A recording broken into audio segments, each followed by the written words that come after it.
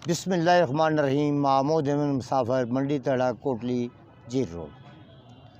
पिछले एक तवील अरसे से लोड शेडिंग, महंगी बिजली, स्कूलों की छतें, चार दीवारियाँ, लैट्रिन, जंगलात की तबाही, मंगला डैम की तबाही, रोड एक्सीडेंट के मुआवजात, गरीब अमीर के लिए अलग अलग कानून होने की बुनियाद पर सियासी इद्दत की मुद्दत का तयन न होना, डबल नशिस्त के अखराजात छोड़ने वाले के बजाय कौम पर होना, आज़ादी अज़ार राय पर पाबंदी, इस तरह के दर्जनों मुतालबा लेकर मैं चीखता चलाता रहा। 14 जून 2013 चीफ सेक्रेटरी वक्त के साथ मेरी तफसीलन जब बात हुई तो उन्होंने मेरी तमाम बातों को तस्लीम कर लिया गया। अगर उस पर अमल दरामद हो जाता तो मुझे 2 बार, पहली बार 27 दिसंबर 2016 कोटली से मुजफ्फराबाद की तरफ 3 गधे 1 ऊँटनी लेकर आना पड़ता। दूसरी बार 27 फरवरी 2018 को मुझे बिम्बर से 3 गधे 1 ऊँटनी लेकर आना पड़ती।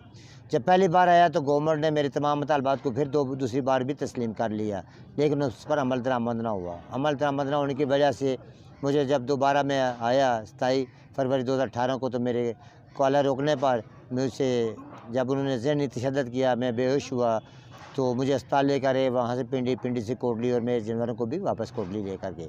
तो मेरा एक ही मुतालबा उस वक्त था, मेरे जानवर मुझे कोआला वापस करो या मेरे मुतालबात को मान लो। अगर कोआला जानवर वापस करते हो तो मैं वहाँ से अपनी जाय पैदाश, दादा वरासत मकबूजा कश्मीर पूंछ की तरफ चला जाऊँगा। उन्होंने न जानवर दिए, जिसकी बायस मुझे 14 मई 2018 से इस्लामाबाद प्रेस क्लब के सामने भूखी हड़ताली कैंप लगाना पड़ा, जिसकी रोशनी में मैं आज तक मैं गंदम मकई जो बाजा खाए बगैर ज़िंदगी गुजार रहा हूँ। किस पर गुजार रहा हूँ ये एजेंसियाँ और साफ़ी असरात ही इसकी चीज़ें खोज लगा सकते हैं। मैं क्या खाता हूँ, क्या पीता हूँ, हर आदमी के सवाल के जवाब में मैं किस चीज़ पर ज़िंदा हूँ ये मैं देने का पाबंद नहीं। वो कहें अगर मैं गलत बयानी करता हूँ तो मेरे खिलाफ 420 का मुकदमा कायम है, जिसकी ज़मानत कोई नहीं है। तो ये मैं उस अपने सामान की जो अप्रैल 2018 मुस्लिम लीग नून की गवर्नमेंट थी तो मुझसे छीना गया था, वापस को अला नहीं दे मिलता। उस वक्त मेरी जदोजहद जारी रही। रियासत के अंदर लोड शेडिंग, महंगी बिजली, गैर मेयारी तालीम निसाब के लिए और महंगी तालीम के ख़िलाफ़ सियासी इद्दत की मुद्दत के तयन जैसे मैं मुतालबात लेकर अपनी चीखो पुकार जारी रखूँगा। अगर ये मेरे मुतालबात गवर्नमेंट नहीं तस्लीम कर सकती, एक पीटीआई एक नया वी इनके साथ आई थी, लेकिन यहाँ क्या हो रहा है क्या नहीं हो रहा है, वहाँ भी वही लोग आ रहे हैं जो सुबह किसी और पार्टी में होते हैं, रात को किसी और पर होते हैं, जिनके लिए मुझे सियासी इद्दत का नारा लगाना पड़ा। लेकिन यहाँ जंगलात तबाह हो रहे हैं, मंगला डैम तबाह हो रहा है, स्कूलों की छतें, चार दीवारियाँ, लैट्रिनें नहीं हैं। तो फिर हमें देख कर बाइसिद्दीक इंसान दुख होता है, उस दुख की वजह से चीख रहे हैं। तो अगर कौम ने साथ दिया, अल्लाह ताला ने इस कौम के गुनाहों को माफ़ कर दिया तो इंशाअल्लाह ये कुत्ता जो आया है बिम्बर से, इसकी वजह से यहाँ से लोड शेडिंग का खात्मा होगा, बिजली सस्ती होगी, जब तलब और रसद में एक तवाज़न आएगा। महमूद साहब, आप अभी मौजूद हैं मुजफ्फराबाद में, तो गुज़िश्ता एक रात गुजार चुके हैं मुजफ्फराबाद में ही, तो बताएं कि किसी हुकूमती नुमाइंदे ने अभी तक रब्ता किया है, क्या अगला लाएअमल है आपका? देखिए, लाएअमल तो मैं कुछ दिन यहाँ बैठकर इंतज़ार करूँगा। मुझे इस वादे के साथ लाया गया था कि आपकी वज़ीर आज़म से मुलाकात करवाई जाएगी। ये उन्होंने तय नहीं किया था, क्योंकि मेरे पास तहसीलदार साहब गए थे, उनके जैसे बटन, उनकी ताकत उनकी है थी, वो कि एक बार सिर्फ मजिस्ट्रेट गए थे, तो मैं उन्होंने जो वादा किया उसके तहत मैं यहाँ आकर बैठकर इंतज़ार कर रहा हूँ। अगर कुछ दिन देखता हूँ, अगर हुआ तो ठीक है, नहीं तो सड़क पर जाऊँगा। कहीं गवर्नमेंट यही करेगी ना, बात और पागल मुझे जेल भेज देगी, गुंडा के तहत जेल भेज देगी, तो ये अपना शौक़ पूरा करते हैं, हम अपना फ़र्ज़ निभाते रहेंगे। हमारा यहाँ के वक्ती यजीदों के साथ पाला है, हमारा यहाँ दो जाल के जना पैरोकारों का जो उसके इस्तकबाल की तैयारियाँ कर रहे हैं उनके साथ है, लारस अरेबिया के पैरोकारों का है, यहाँ जना क़ारून के जना पैरोकार यहाँ रहते हैं कि जिनके 98% भर्ती तो हो जाते हैं, डिग्रियां खरीद कर भर्ती हो जाते हैं, लेकिन रिटर्न कौम और मुल्क को जो तनख्वाह लेते हैं, आवाम के खून पसीने से जो लेते हैं, उसका नेमल बदलने देने से ये कासे हैं। इसलिए हमें मजबूरन ये कहना पड़ता है कि अगर सरकारी मुलाजिम किसी मस्जिद में चला जाए तो वह इंसान के बच्चे की इबादत नहीं होती। ये बात आज भी एक सुबह मुलाजिम ने खुद तस्लीम की है कि हम वाकई इसी के काबिल हैं। तो फारूक हैदर साहब के दौर में आपकी एक ऊँटनी 3 गधे छीन लिए गए, तो फारूक हैदर साहब के लिए भी कोई पैगाम देना चाहें? देखें, आज जो वक्त हालात हैं वो एक सियासी बात बन जाएगी कि उनके लिए मैं क्या दूं क्या ना दूं। उनके साथ मेरा 6 घंटे की एक बैठक रही। जब वो कायदे हिज़्ब इख्तिलाफ से कोटली एक अफ्तारी पर गए तो सहरी हमने एक ही टेबल पर की थी। 2 नग्याल से हैं, 2 हम कोटली से थे, एक फारूक हैदर साहब थे, तो जिसकी बुनियाद पर मुझे गधे लेने पड़े। मुझे हबीब जालिब ने मजबूर किया था। ये 3.5 करोड़ गधे क्या जाने दस्तूर मंशूर आन क्या है। तो मैंने मतवज्जो करने के लिए इन्हें कहा था, इन्होंने परवाह नहीं की। जब यहाँ एक बार आया तो इनके वज़ीर ने तमाम बातें मान ली, फिर साल अमल नहीं हुआ तो दोबारा मुझे वहाँ से निकलना पड़ा। अब वो वापस नहीं मिल रहे हैं, मेरी बात की सुनवाई नहीं हो रही है।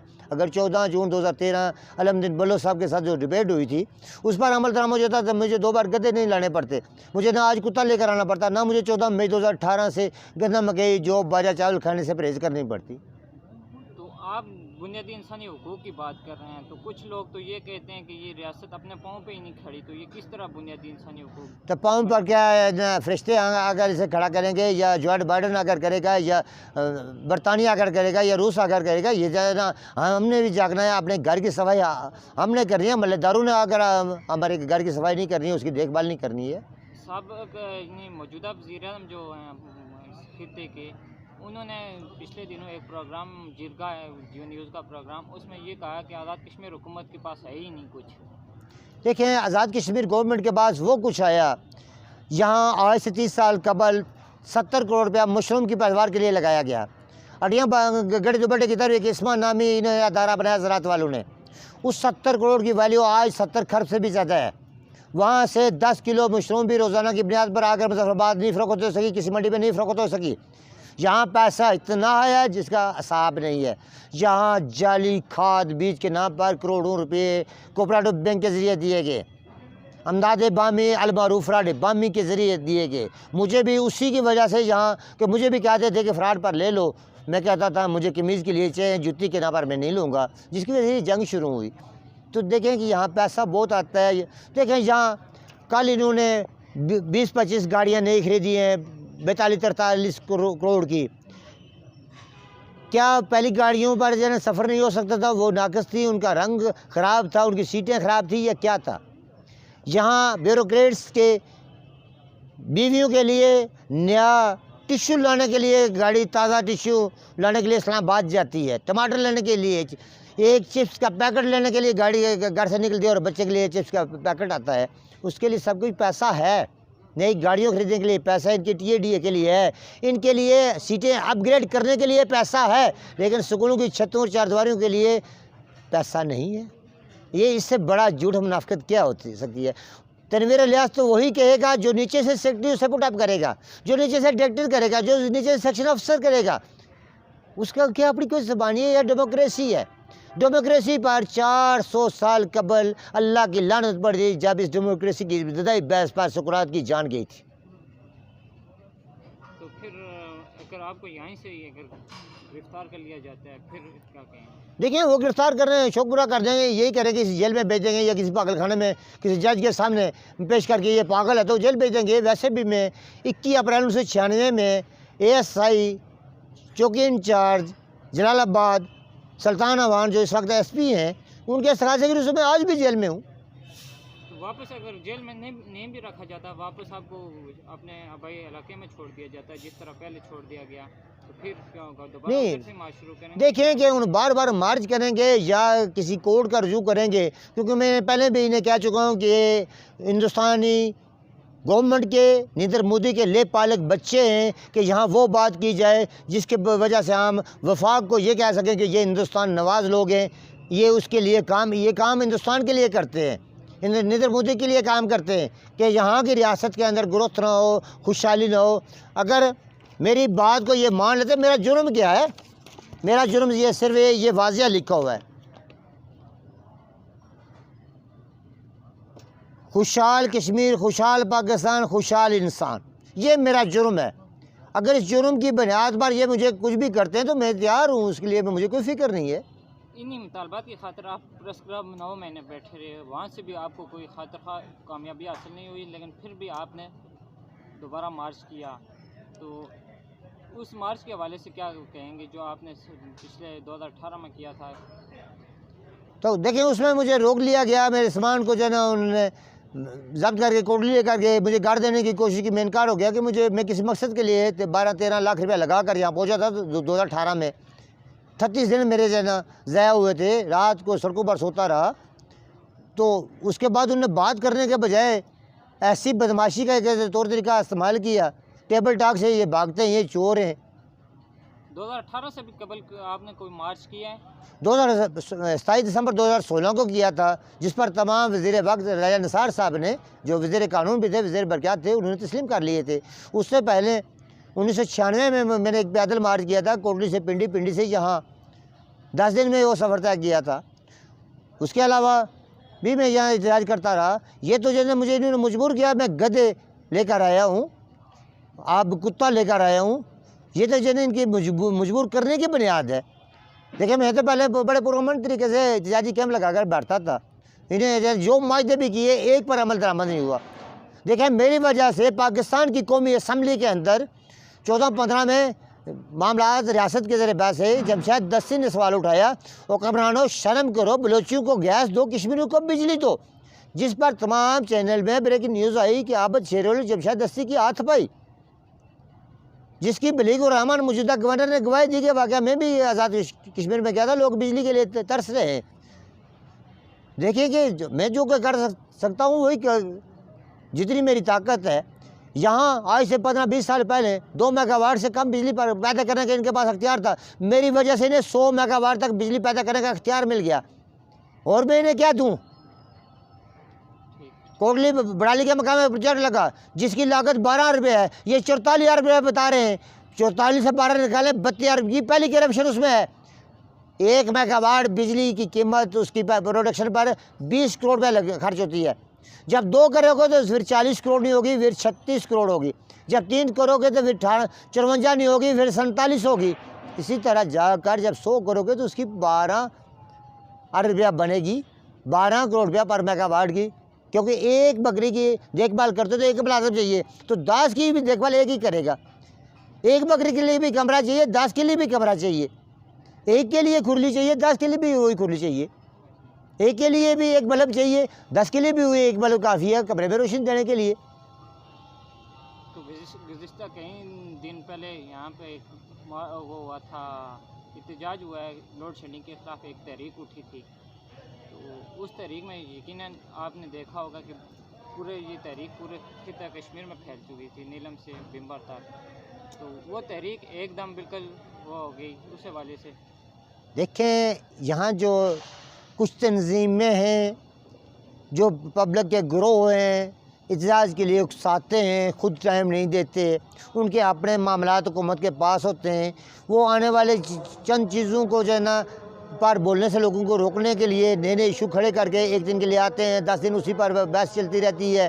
2-4 दिन लगाए, फिर गायब हो गए, 2-4 दिन लगाए, ताकि असल चीज़ों पर कोई ना जा सके। तो आखिर पे आप क्या पैगाम देना चाहेंगे देखने वाले नाज़रीन के लिए? अगर वज़ीर-ए-आज़म साहब देख रहे हैं उनके लिए क्या पैगाम देना है? देखें, अगर वज़ीर-ए-आज़म साहब तक मेरा पैगाम जाता है तो मेरे लिए बैठ कर एक टेबल टॉक कर लें। इंशाल्लाह वो चीज़ मांगूंगा जो इनके लिए भी, आखिरत के लिए भी अच्छी होगी, तो दुनिया के लिए भी अच्छी होगी। उनके लिए आखिरत में भी अच्छी होगी, दुनिया के लिए भी अच्छी होगी। जब कौम के लिए कुछ कर जाएंगे तो तारीख में नाम लिखा जाएगा।